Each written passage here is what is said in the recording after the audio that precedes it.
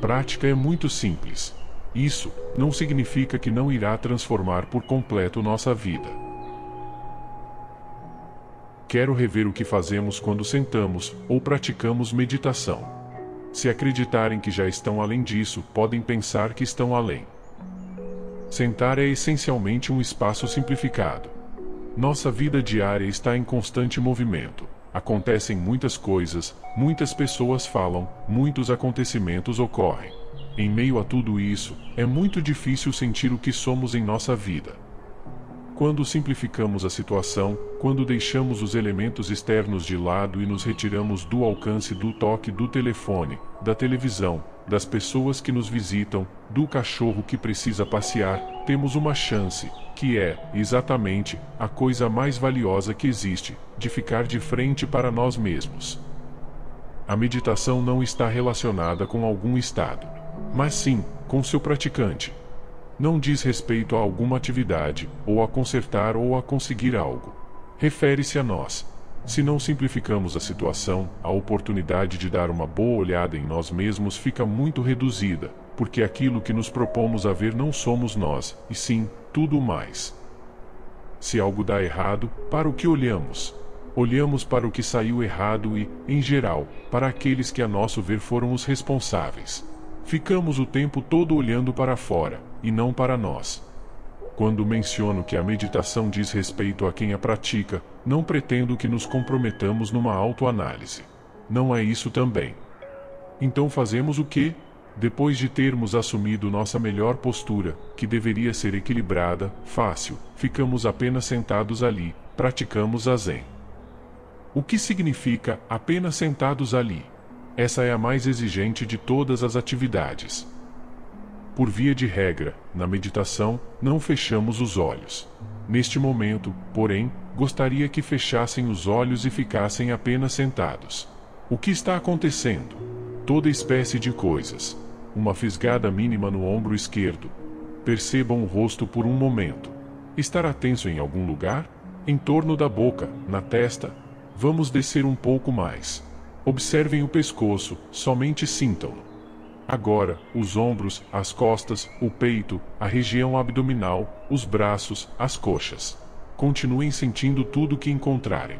Agora sintam a respiração entrando e saindo. Não tentem controlá-la, apenas senti-la. Nossa primeira reação é tentar segurar a respiração. Deixe que aconteça naturalmente. No alto do peito, no meio, na barriga, pode parecer tensa. Apenas sinta como está. Sintam tudo isso. Se um carro passa lá fora, ouçam-no. Se um avião passar, observem-no. Talvez ouçam o barulho cíclico do motor da geladeira. Que seja. É o que vocês têm de fazer. Positivamente é tudo o que vocês têm de fazer. Experimentar isso e apenas ficar com essa experiência. Agora podem abrir os olhos. Se conseguirem ficar fazendo isso durante 3 minutos, é um milagre. O normal é que, decorrido 1 minuto, começamos a pensar. Nosso interesse em apenas acompanhar a realidade, que é o que acabamos de fazer, é muito reduzido. Queremos nos afligir com todas as nossas preocupações. Queremos entender qual é o sentido da vida. Assim, antes de nos darmos conta, teremos esquecido por completo deste momento e teremos divagado em pensamentos sobre as coisas, o namorado, a namorada, o filho, o patrão, o medo permanente, e por aí afora. Nada há de vergonhoso nesse fantasiar, exceto que, quando estamos imersos nele, perdemos alguma outra coisa. Quando estamos perdidos em nossos pensamentos, quando estamos sonhando, o que perdemos? A realidade. Nossa vida nos escapou. Isso é o que os seres humanos fazem. Fazemos a maior parte do tempo. Estamos tentando nos livrar de nossas dificuldades atuais, ou pelo menos entendê-las. Não há nada de errado em nossos pensamentos autocentrados, exceto que, quando nos identificamos com eles, nossa visão da realidade fica bloqueada. Assim, o que deveríamos fazer quando os pensamentos aparecem? Coloquem rótulos específicos, não só pensamento. Por exemplo, estou pensando que ela é muito mandona. Estou pensando que ele é muito injusto comigo. Estou pensando que nunca faço as coisas certas. Sejam específicos. Se os pensamentos estiverem vindo em avalanche, numa velocidade tão grande que vocês não sintam mais nada senão confusão, então simplesmente rotulem essa confusão nebulosa de confusão. Mas se insistirem em localizar pensamentos isolados, cedo ou tarde, eles virão. Quando praticamos dessa maneira, passamos a nos conhecer, a saber como nossa vida funciona e o que estamos fazendo com ela. Se percebemos que determinados pensamentos reaparecem centenas de vezes, ficamos sabendo a nosso respeito algo que antes desconhecíamos. Talvez nosso pensamento incessante refira-se ao passado ou ao futuro. Algumas pessoas estão sempre pensando sobre acontecimentos, enquanto outras pensam em pessoas. Há quem pense sempre a respeito de si mesmo. Em algumas, os pensamentos são quase só julgamentos a respeito dos outros. Enquanto não os rotularmos durante 4 ou 5 anos, não nos conheceremos bem. Quando damos rótulos precisos e meticulosos a nossos pensamentos, o que acontece com eles? Eles começam a aquietar-se. Não é preciso que nos obriguemos a livrar-nos deles. Quando eles se acalmam, podemos retornar à experiência do corpo e da respiração, muitas vezes seguidas. Não há como deixar de enfatizar que não fazemos isso apenas 2 ou 3 vezes, fazemos 10.000 vezes. Com isso, nossa vida se transforma. Essa é uma descrição teórica do sentar. É muito simples. Não há nada de complicado nela. Consideramos agora uma situação da vida cotidiana. Suponhamos que você trabalha numa companhia de aviação, e lhe contam que o contrato com o governo está terminando e é provável que não seja renovado. Você pensa com seus botões: vou perder meu emprego. Vou ficar sem rendimentos e tenho uma família para sustentar. É terrível. O que acontece então? Sua mente começa a remoer o problema sem parar. O que acontecerá? O que faço? A mente começa a ficar cada vez mais rápida com a preocupação. Claro que não há nada de errado em planejar com antecedência. Temos de planejar. Porém, quando ficamos aborrecidos, não é porque apenas planejamos, mas porque ficamos obcecados. Viramos a situação do avesso de todos os jeitos. Se não soubermos o que significa fazer uma prática com nossos pensamentos de preocupação, o que ocorre em seguida? Os pensamentos produzem uma emoção e ficamos mais agitados ainda. Toda agitação emocional é causada pela mente. Se permitirmos que isso aconteça durante um certo tempo, acabaremos em muitos casos ficando doentes ou mentalmente deprimidos. Se a mente não se incumbir da situação com discernimento, o corpo o fará. Ele nos ajudará a sair dessa. É como se dissesse: se você não tomar conta da situação, creio que eu terei de fazê-lo. Assim, produzimos nosso próximo resfriado, nossa alergia seguinte, nossa próxima úlcera, seja qual for nosso estilo. A mente que não está consciente de si produzirá enfermidades. Isto não é uma crítica, porém, não conheço quem nunca adoeça, inclusive eu. Quando o desejo de nos preocupar é forte, criamos dificuldades. Com uma prática regular, apenas o fazemos menos. Do ponto de vista humano, as coisas que dão errado em nossa vida são de 2 tipos. Um são os fatos que acontecem fora de nós e o outro são os que acontecem dentro, como as doenças físicas. Ambas são a nossa prática e trabalhamos com elas do mesmo modo. Rotulamos todos os pensamentos que acontecem à volta deles e os vivenciamos em nosso corpo. O processo é o próprio pensar. Falar a esse respeito parece, de fato, fácil. Entretanto, fazê-lo é terrivelmente difícil. Não conheço ninguém que possa fazê-lo o tempo todo. Conheço algumas pessoas que conseguem uma boa parte do tempo. Mas, quando praticamos desta forma, tomando consciência de tudo o que entra em nossa vida, interna e externa, ela começa a transformar-se. Aumentamos nossa força e nosso discernimento. Às vezes, conseguimos inclusive viver num estado de iluminação, que só significa experimentar a vida como ela é. Não é nenhum mistério. Se você é novato na prática, é importante saber que ficar apenas sentado na almofada durante 15 minutos já é uma vitória.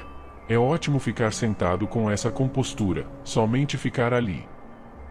Se tivéssemos medo de ficar na água e não soubéssemos nadar, a primeira vitória seria apenas mergulhar. O próximo passo poderia ser molhar o rosto.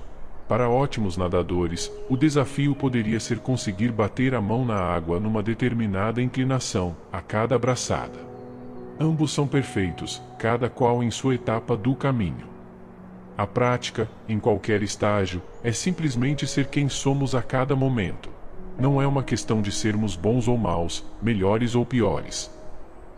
Às vezes, depois das palestras, as pessoas comentam: "Não entendi isso." Isso também está perfeito. Nosso entendimento aumenta com o tempo, contudo, a qualquer momento, somos perfeitos em ser do jeito que somos. Começamos a aprender que só existe uma coisa na vida em que podemos confiar. Podemos dizer: "Confio em meu companheiro." Podemos amar nosso marido, nossa esposa, mas não podemos nunca confiar cegamente neles porque uma outra pessoa, assim como nós, é sempre não confiável até certo ponto. Não há uma pessoa na face da terra em quem possamos confiar por completo, embora, sem dúvida, possamos amá-la e desfrutar sua companhia. Se não é em uma pessoa em que podemos confiar na vida, você pode confiar em si mesmo? A autoconfiança é uma boa coisa, porém é inevitavelmente limitada. Existe uma coisa na vida em que sempre podemos confiar, na vida tal como é. Imagine que existe uma coisa que eu quero muito, talvez casar com uma certa pessoa, ou fazer um curso de especialização, ou ter um filho saudável e feliz. No entanto, a vida como é, poderia ser exatamente o inverso do que eu desejo. Não sabemos se iremos ou não casar com aquele alguém. Quem sabe, se casarmos, aquela pessoa ideal morra amanhã. Pode ser que consigamos ser especialistas ou não. É provável que sim, mas não podemos contar com isso. Não podemos contar com coisa alguma. A vida será sempre do jeito que é. Então, por que não conseguimos confiar nesse fato? O que é tão difícil a esse respeito? Por que estamos sempre incomodados? Suponha que sua casa tenha acabado de ser destruída por um terremoto e você está quase perdendo um braço e todas as suas economias. Será que dá para confiar na vida tal qual ela se apresenta?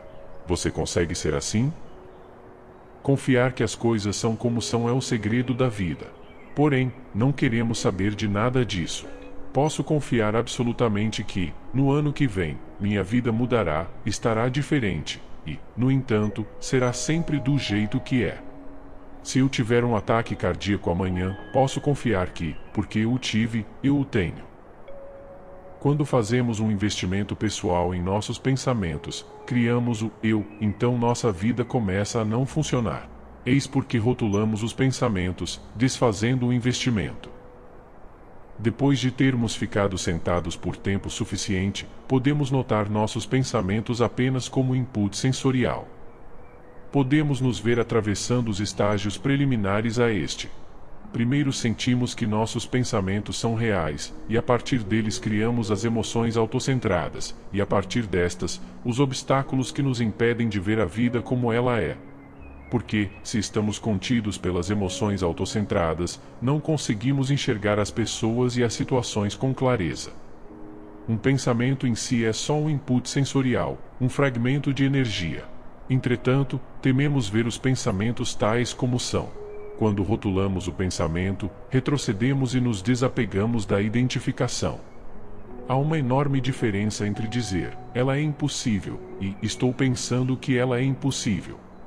Se persistirmos na prática de rotular qualquer pensamento, o revestimento emocional começa a dissolver-se e ficamos, enfim, com um fragmento impessoal de energia, ao qual não precisamos ficar apegados.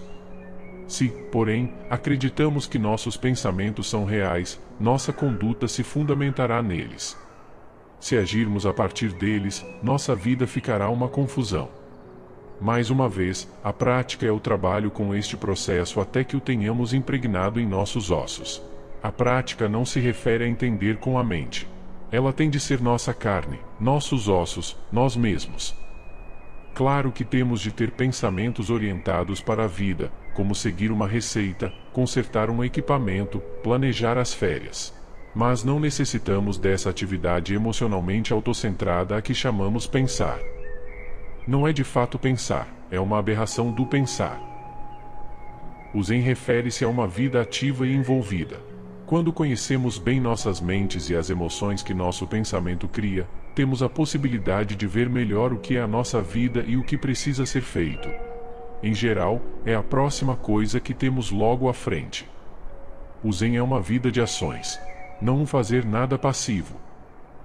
No entanto, as ações têm de estar baseadas na realidade. Quando se baseiam em falsos sistemas de pensamento, fundamentados em nosso condicionamento, têm alicerces precários. Depois de enxergarmos com clareza os sistemas de pensamento, seremos capazes de ver o que precisa ser feito. O que estamos fazendo não é nossa reprogramação, é nossa libertação de todos os programas, notando que são vazios, sem realidade. A reprogramação é só saltar de um caldeirão para outro. Pode ser que tenhamos aquilo que pensamos ser uma melhor programação, mas o propósito do sentar é não ser conduzido por nenhum programa. Imaginamos que há o programa chamado "Não tenho autoconfiança". Suponhamos que decidimos reprogramá-lo para "Tenho autoconfiança".